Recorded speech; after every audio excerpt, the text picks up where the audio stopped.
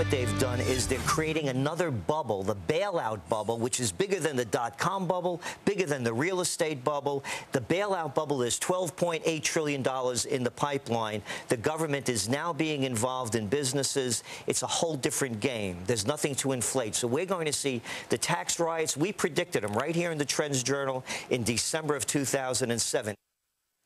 That was Gerald Celente last weekend on Fox & Friends talking about what the economic future holds for America. Back by popular demand this morning to go even further in depth about current financial woes is founder and director of the Trends Research Institute, Gerald Celente. Thanks for joining us this morning. Hey, thank you. Gerald, welcome back.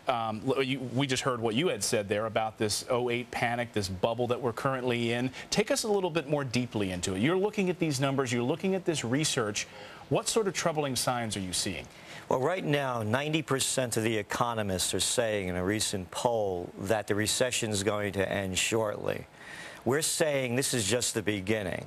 The bailout money is going to paper over the problem for a while. The stimulus packages, it's like taking a drug for a chronic degenerative disease. It's going to mask the symptoms, but it's not going to cure the ill. We're moving into what we are forecasting as the greatest depression. You cannot bail yet. Greater than the 1930s. And I'll tell you why. Back then, most people didn't own homes.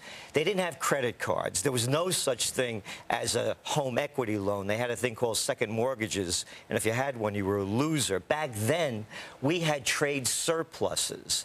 We weren't running $700 billion in the hole. And we had budget surpluses. We weren't $11.5 trillion in the hole. And here's something that's very important. When we got out of the Depression with the onset of World War II, we were the manufacturing engine that built the world out of World War II and into the post-World War II era. We no longer have that productive capacity. Wow.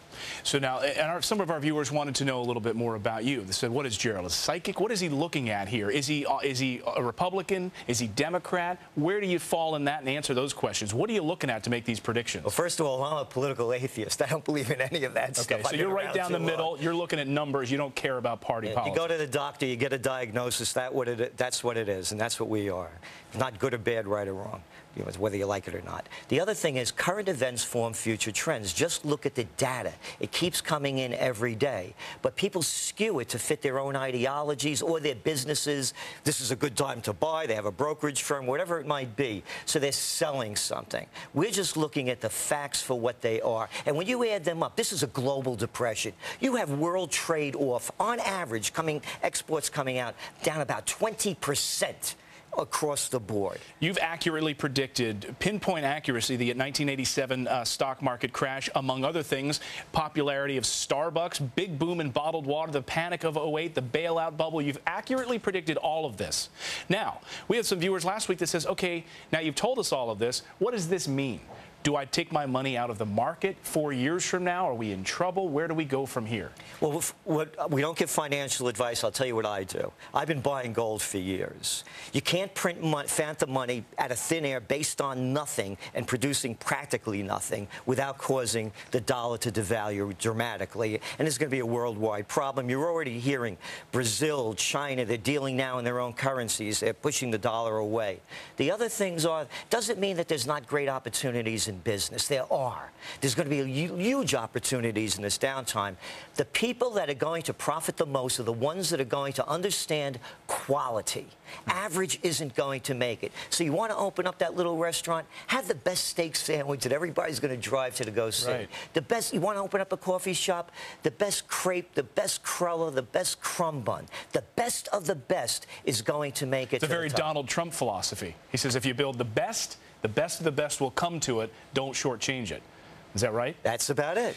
Let's also talk about the economic panel. President Obama meets with his economic advisory panel on a regular basis. If he's watching this interview, if that panel's watching this interview this morning and they're sitting there scratching their heads about what they should be doing, what's the takeaway for them? Well, the thing is, you have the same people that caused the problem are now going to fix it. Look at the crew they have there. Larry Summers, I mean, the whole bunch of them, Geithner. So many of these people are responsible for these problems, the legislation, when they were with the Clinton administration. So they're not going to fix it.